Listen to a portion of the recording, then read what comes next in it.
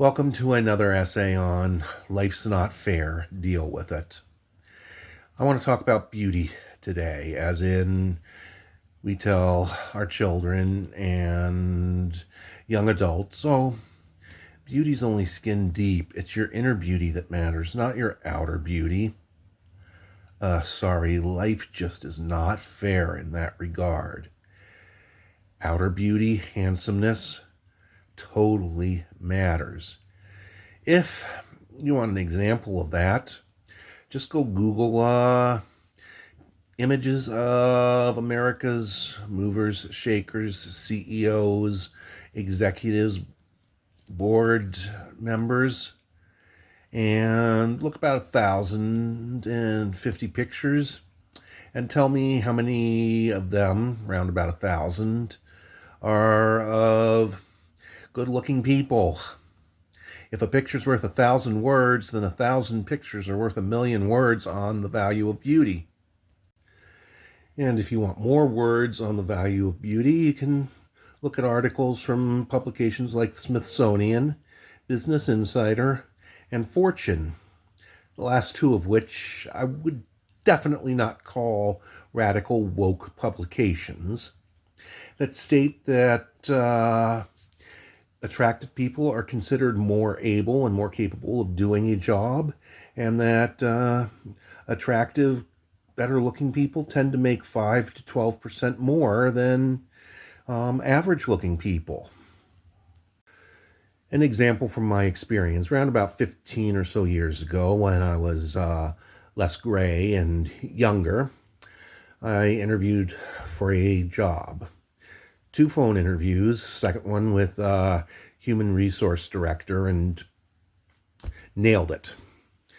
Come on down for an in-person interview, bring a hard copy of your resume with your references, and be prepared to discuss particulars like salary requirements, vacation requirements, and the amount of time it will take for you to leave your current job.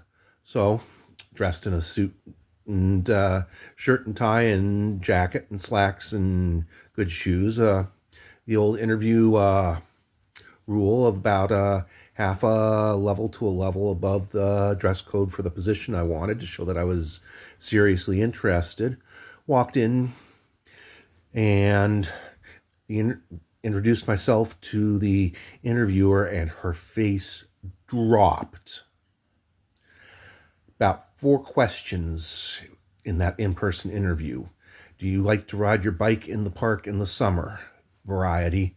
Don't call us, we'll call you. Did not want the hard copy of my resume or my references. Sent a nice email thanking them for the interview, never heard another word. Guess what? The minute I walked in and she saw my appearance, I lost the job. Guess what? Life is not fair.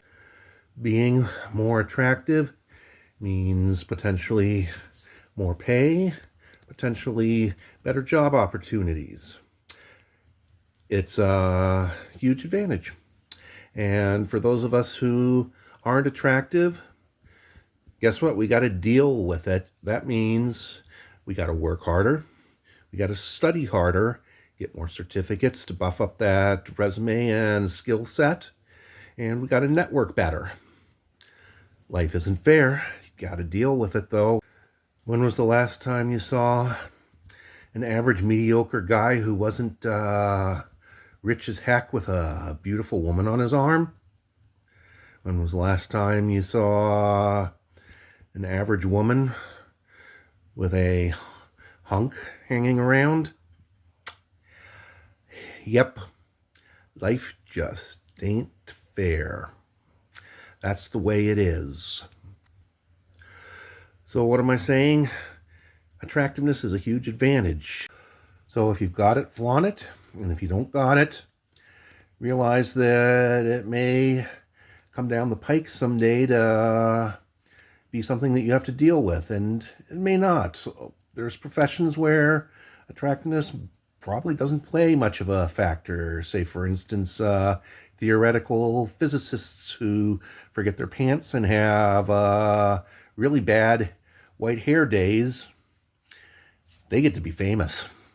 But for most of us in the real world, we need to be aware that the myth, beauty is only skin deep, it's really your inner beauty that matters the most, is sometimes not reality. And yep, that's just not fair.